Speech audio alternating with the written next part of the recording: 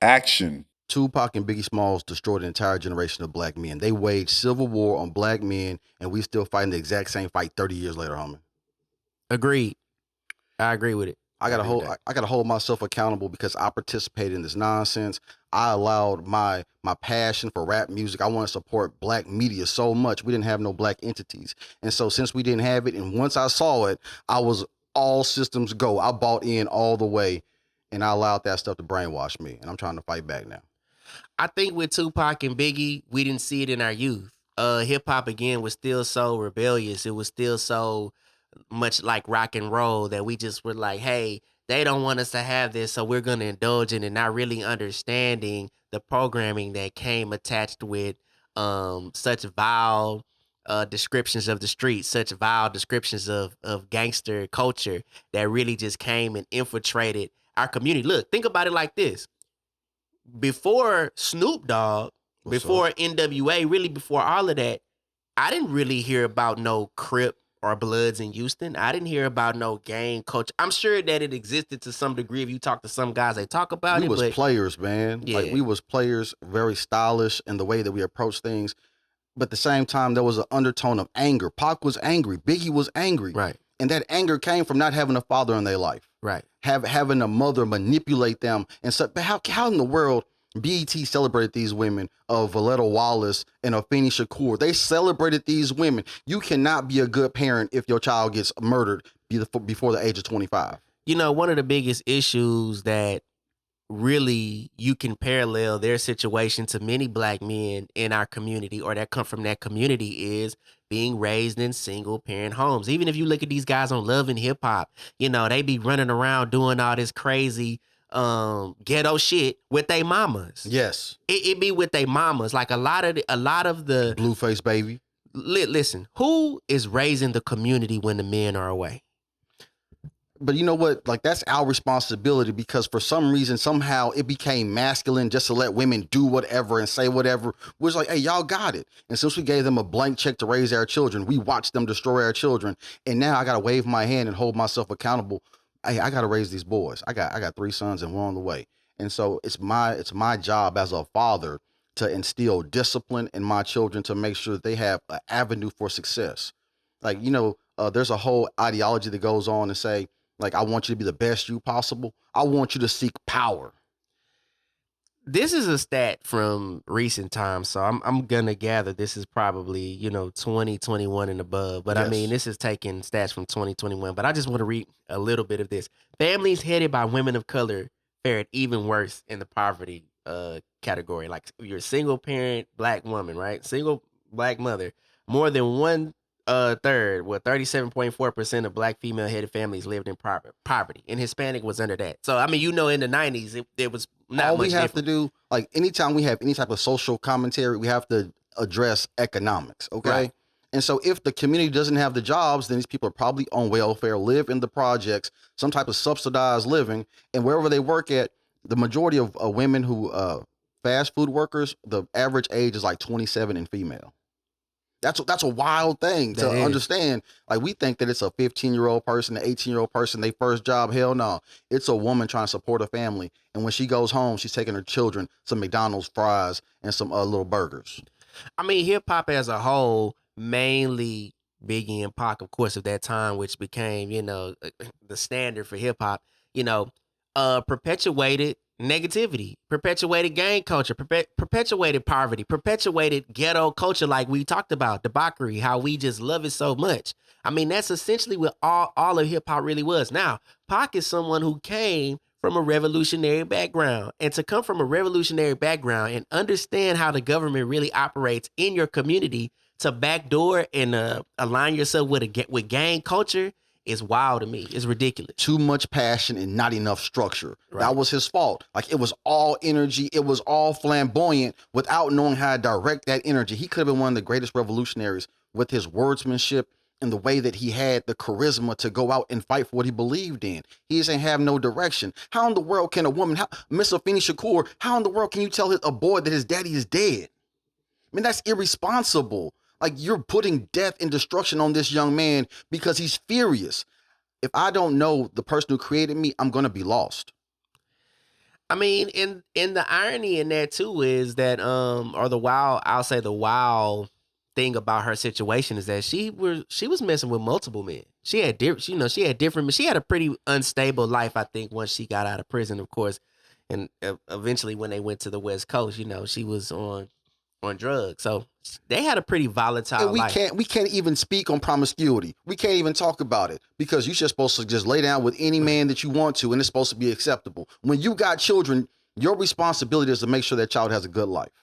I definitely think that Pac was used, though. It's hard to not think that entire situation was intentional, and it was intentionally brought on by someone else that affected the entire black community. The I music think industry. the music industry totally used those two brothers to their detriment, to all of our detriment, to keep us at odds and keep us at war. I mean, we're like that right now in hip hop. These guys just got ops everywhere. When they see their stock prices going down and they see the way that the community responds to this, because black culture, it really does drive America. And I want to address that too. Like when they brought this criminal gangster mentality to America, it has infiltrated every community. I see Asian people saying nigga. I see Mexican people saying nigga. I see urban white boys saying nigga because they've adopted that from this gangster mentality. And I think then we thought it was like a myth. We thought that you can't listen to this music and want to participate in belligerent behavior. But that's not true at all because it's programming. If you're constantly listening, if you're living in an environment of chaos and you're listening to music about chaos, you're going to want to do chaotic things all the time. And the truth is the music is poisonous. If you listen to something, hey, it says in the Bible, faith comes by hearing and hearing of the word of God. But that's a universal principle for anything. Anything that you listen to long enough that you actually begin to think about and believe in, you can manifest it. And so you see that in hip hop. How many black men got incarcerated because they was listening to rap music? And we sit there and say, no, it's just music. No, it's just entertainment. Media is brainwashing. If you want to, you can look back 30 years ago and see what it did to our generation. This modern generation right now, the media is pushing homosexuality, and you can see that this generation that's upcoming, 21% identify as non-binary LGBTQ+, because the media has perpetuated these ideas. And so if you want to argue, don't argue with me. Look at incarceration rates. Don't argue with me. Look at how many people want to start a family right now because we've completely accepted this degenerate behavior and it's destroyed our community. And what happens to the black community happens to America at large. I wanted to pull up this rapper's name, excuse me, but I may not be able to find it in time. I'm going to look for it, but there's a rapper from Dallas that's an openly gay Crip who's now being accepted, and he raps by some other Crips. There's a Crip named, some notable ones, Brick Baby, y'all probably know who that is, and C-Mac, I be following all that shit. I'm still part of the hip hop community, you know what I'm saying? But I thought that was very unique how you can kind of see where this is headed. It's like we went from, kind of playing with it, kind of making fun of it. Then, you kind of let a gay rapper in and now you got, this one gay rapper now. Biggie Small said that the girl was so fine, she would suck her daddy meat. Yeah, he said it. Daddy, yeah. How in the world can you, man, we've been playing with this homosexual ideology for years. And I'm going to double down. Human beings just want to engage in sexual relations. That's what we want to do. Right. And so we don't have to promote it. I don't have to tell you how I interact with my partner. It ain't none of your business. Right. Privacy matters. And we got to double down on that. But I was so happy because while I was incarcerated, when I came out, I saw the effects of Instagram and social media on the culture. I went on Facebook and I commented on a black man's page. And that man said, don't come to my platform arguing with me. This is my platform. I have a safe space. I said, what in the world? It's a public forum, homie. And you talking about you got a safe space. What kind of bitch ass shit is this? Hey man, we soft as a community though. I mean, that's everybody. That's not even racially specific. Like as an entire society, we are just soft overall. But hey man, I've said it before. I'm going to say it again. The world is on fire. This is a perverted nation. It is going down the drain, and it's getting worse and worse every day. And you're right. Social media has had a much bigger impact on us than I think we would have ever imagined. But this is just wild, man. And you know who's suffering the most, and the statistics don't lie about this, is the black community. Like, you are ultimately suffering the most, black man and black woman, period. And I think that those two representation of men who perpetuated violence, who perpetuated negative debauchery culture were raised by women. And that's essentially our culture. That's what it is. We have a matriarch society, and we've had, that's been to our detriment. And it's no other way to really put that. No father, listen. My father instilled in me, work hard, be disciplined. Like I had to say yes sir, no sir. I had structure in my home. And then I stole a CD player, and in that CD player, I was listening to Tupac. Yeah, I was listening to 7 Day Theory, right? Hit 'em up. That's what I was listening to. The Hearts of Men. That's what I was listening to. Give me the loot. Give me the loot. I'm a bad, bad man. And it turned like I brainwashed myself into becoming a stick-up kid. Huh? That's the music. That was the perversion. I sought it out. I found it. And hey, I went to prison because I had this gangster, this violent attitude, this aggression.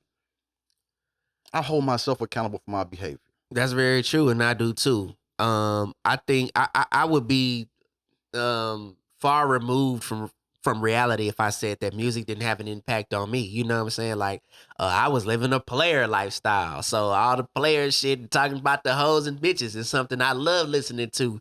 And while I'm listening to this is the soundtrack to my behavior, and that's what's really happening. We're listening to music that is the soundtrack to your vile behavior. A black woman saved my life. I like to give credit where credit is due. A black woman introduced me to India Ari, and I started listening to her music, and I was like, holy Christ, this is a whole different perspective on life. Right. Like she was talking about black empowerment, and I'm like, this is a contrast to what these black men are saying. They talking about black destruction. I'm participating in a civil war that's destroying other black men, and they took a black woman to add a. She knew me so well. She's like, hey, you need a touch of grace and empathy. Hey, that's why I'm a Larry June fan. I'm a big Larry June fan because Larry June is one of my. He's a great rapper who's talking positivity through his music, and it's not corny positivity. He's talking about all the things that he's been through, how he's progressing past those things, how he wants to eat and live healthy. You know, it's still real. Of course, he's still cursing and shit like that, but you don't walk away from his music feeling like you can't progress on or do something or that you want to be into something negative, even though he's talking that player talk too. But it's still, it's not negative at all. So I prefer, like, I feel like when I'm not listening to Larry, my days aren't as good because it's an uplifting message. It's uplifting music. Do you remember when 50 Cent and Kanye West had the battle of the sales? Like, I didn't think that Kanye West could go head to head with sales when it came to 50 Cent. And the media pushed it too. I think they did like a magazine cover with them standing face to face, like who's going to outsell who. I vaguely remember that, I feel. And so, like, my idea of rap music was gangster music. My idea of rap music was 50 Cent's Many Men, Wish Death Upon Me. Like, right. I thought, and so when Kanye West, that was the shift in music. Kanye West created Drake. You know what I'm saying? He created the Travis Scott, this emo music. We always take an idea and just go too far. Right. Nah, Kanye West definitely is the big change, because before him, I think we talked about this offline before, it was all gangster. It was Dipset. It was all the, the big shirts and all that shit like that. Shit. Kanye really came in. Look, listen, most of us are in the average space. Y'all ain't dealing drugs. The average person isn't dealing drugs. The average person isn't running into some building and shooting up people. That's a very small part of our society that's participating in that. When you think of the currencies, when you think of Kanye West, they represent the average, the larger part of our community. And we need somebody that can speak up for us. And that's where he came in. Your everyday feeling, your everyday go-to person. Like, what are you really going through? You're not waking up to fucking 30 keys and trying to get rid of that. Nah, that's a very small percentage of society, and even smaller in reality. I think that's just entertainment. I make fun of women a whole lot because they have this delusional standard of how they want a relationship. Right. I also have to look at men because we were delusional for a long time, like living out our gangster fantasies through our music. And then we emulated that culture. Man, it was so weird being around black men because like I knew they were pretending. Like, you have a nice life. Your family is good, and you're pretending to be this, like, code switching. Black men code switching for other black men. You speak perfect English, but you gonna pretend like you talk some hip hop twang. I was like, that's disgusting, nigga. Stop it. That's a hot take. We don't only code switch for white people. We code switch for each other to prove how down we are. Hey, as soon as another black man walks into the room, I gotta be extra black. Yeah. I can't just be myself. I can't be the person my father raised me to be. I gotta be the black man that you think I'm supposed to be. Or they do it for you. They feel like they can do it for you, without even knowing who you are or where you're from. I have this story, man, a rideshare story. I'll say that. I don't want to say what company it was for, but I was driving for a rideshare service, and I picked up this, three men. Two of the men were white, and one of the guys was black. Yes. So it was a nice car. I'm always professional when I'm inside. And the black guy gets in and off the car that I had, he was like, "Oh, I ain't never seen a nigga driving this." That's interesting. I turned around and I said, "Never call me a nigga in front of a white man ever again." Interesting. Did that really offend you? It did. Why? It offended me because he felt he had to do that. Oh, so like it wasn't like his common vernacular because no, because he was just. Then he later on bragged about going to medical because when I checked him, his ego was hurt in front of his white constituents or friends, partners, whatever you want to call them. Yeah.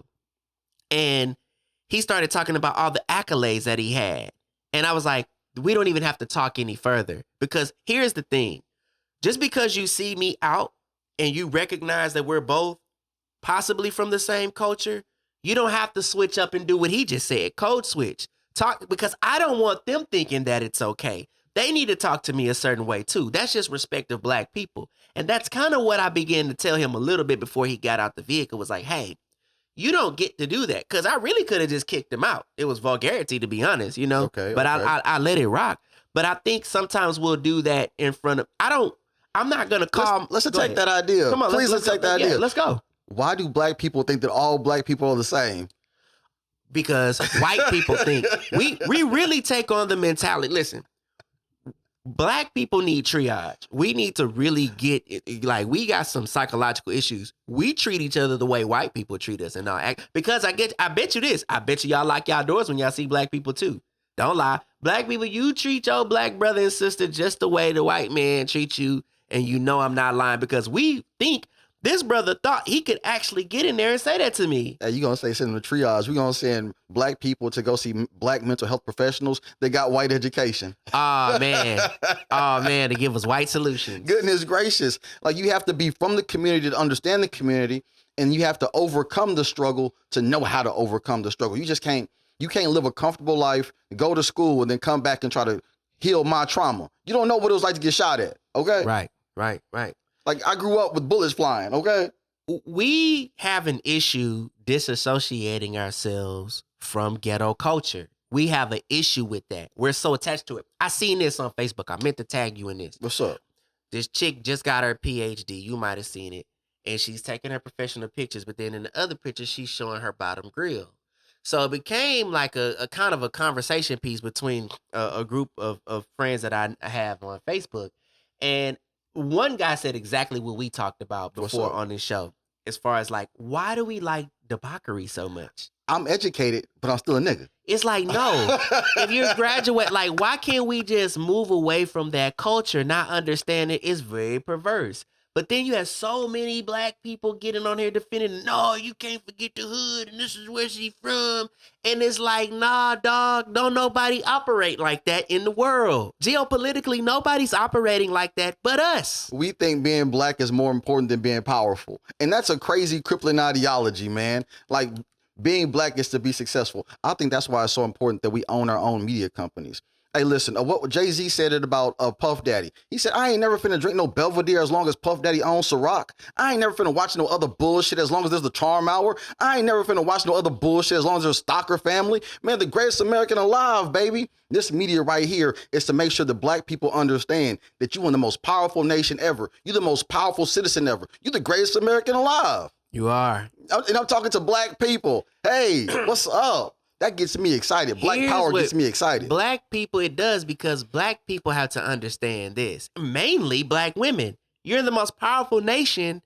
And guess what? When it comes to influence, you're in the driver's seat of that. You influence the entire world. How are you using your influence? How are you using your power? If we're going to have a story time, last night, my baby wanted to go get some ice. She's pregnant, so she wanted to chomp on some ice, okay?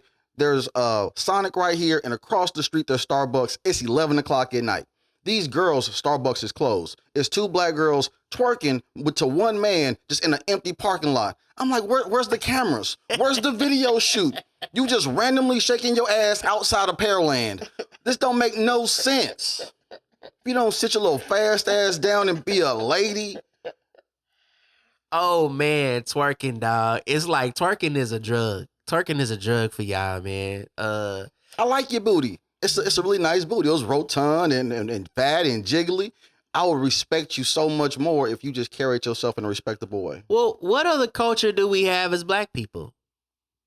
Any culture that we like to have. There are so many black people that are out here living regular, normal lives. That's true. But we'll call them coons, Uncle Toms. We'll call them sellouts. We'll be like, man, they acting white. Is acting white to be successful?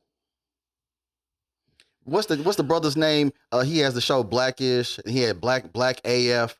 Kenya Barris. Kenya Barris. You're a multi-millionaire, but you still think that it's important to validate your blackness. I gotta have the black clothing. I have to have the black shoes. I gotta drive the most flamboyant car because you gonna know, nigga, I'm black. Niggerish. What is acting white? I really we really need to define what acting white is. Wearing normal clothes. Because I think sometimes, I don't even think we know what that is. And again, it's like, why do we feel no matter what age, hey, you got people like Whack 100. Yes. I really like Whack 100. 50-year-old gangster. Go ahead. For this reason. I think that he has an opportunity and a talent to talk to young black men to really drive some sense into them in terms of just manhood, coming from the ghetto and getting into a place and position in life where he can make a lot of money and professionally. I think he has some great attributes in that regard. But the issue I have with him is what you just said. You're 50, and I have this issue with Snoop Dogg too. I'm sorry. You guys are 50 plus, still promoting, perpetuating gang culture, knowing what it has done to the entire country. As the OGs, they could use their position in those organizations to structure those organizations as real business entities. And that would be for real black power in America, to employ and empower black men who are already affiliated and down for the cause. 6-point star, 5-point star. And they're going to unite to make sure that black people are not only safe in America, but powerful in America. That's your responsibility as a black leader, homie. My nigga 50 years old, 50 plus, still talking about on the dead homies. On the dead homies. Like, why? This is why I don't have an issue with Charleston White. I understand what their problem is with him, but you don't see what he's really pointing out to you every time he talks. He's doing what we're doing. He's pointing out debauchery, and he's doing it in a very extreme way. He has a way and a method of doing this on purpose, but that's what he's pointing out to you. Like, look at how silly this is.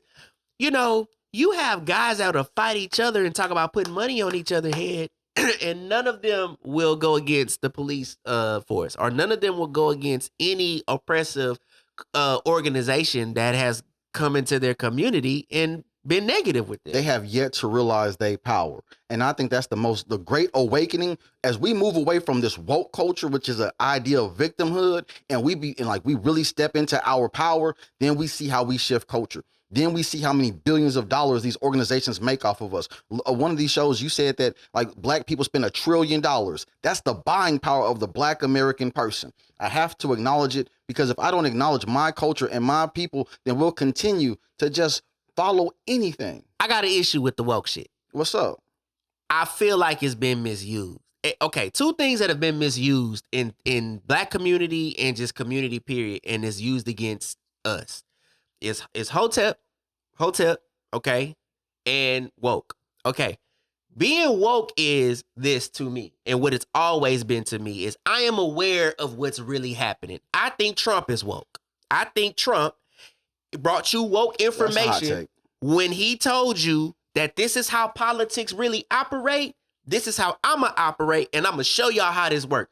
So Trump is woke. Conservatives, a lot of the conservatives that agree with Trump, you're woke, because being woke is aware of the veil that is in front of you. He's co-opting woke. That's woke. Y'all done flipped woke into a liberal ideology, because what happens usually with white liberals is, I feel like I'm getting in my bag. Go.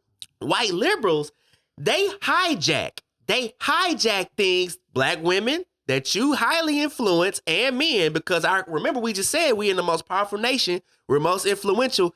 Man, you know you ain't never heard nobody white say woke. You ain't never heard nobody outside of our community say that. It was something that we were using to say that we are aware. Now, this is what happens. The liberals say, we have things that we want to push. We got to put hip words to it. It'll take one liberal white woman to be like, I'm woke now.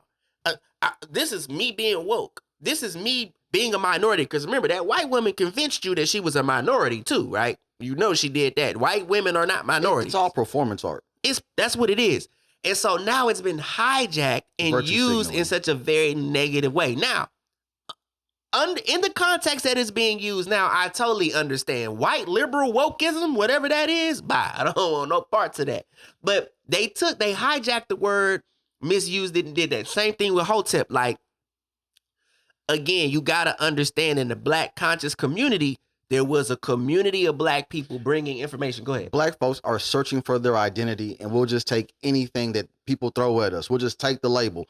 They'll call me black, I'll be black. They'll call me Afro-American, I'll be an Afro-American. I want to bring it all the way back to Biggie Smalls, man, because he really did start to perpetuate the Versace Coogee nonsense. Fat, black, ugly as ever, however, Coogee down to the socks, rings and watch filled with rocks. We perpetuate materialism, and so anything that generates income, we find that acceptable. We'll do anything for the bag. Black people are the prostitutes of America, and we're selling ourselves for the lowest amount of money. And I'm saying it's time to be powerful and to actually accept our birthright, which is being fully vested citizens in America. If we talk in economics, though, I think the only way this happens for real is reparations. And I think without reparations, you're just going to go down the tunnel, and you just really got to go get in where you fit in, because economically, how do you do it? Again, I've learned this through dealing with so many different cultures in the spectrum. Black people, in comparison to everybody else, ain't got no money. I accept reparations, but I would also double down and push entrepreneurship.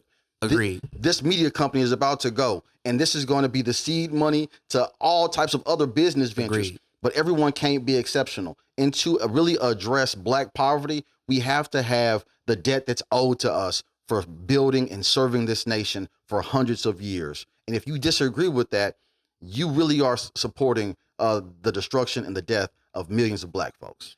Yeah, they don't want to give us reparations for that reason. That's why I say we have to really approach it from a scholarly point of view and really break down the numbers. That's why, we've done that on this show, and I try to break down numbers so we can understand it. Got to also think too, when the fight for reparations, when the thought of it even started, I'm sure a lot of numbers, a lot of statistics were not available to the magnitude in which they are now. Could you imagine if on the 7-day theory, Tupac said reparations 10 times instead of hit them up? Yeah. Like, that would be our war cry.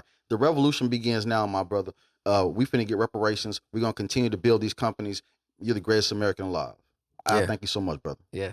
The greatest American alive. The greatest American alive. The greatest American alive.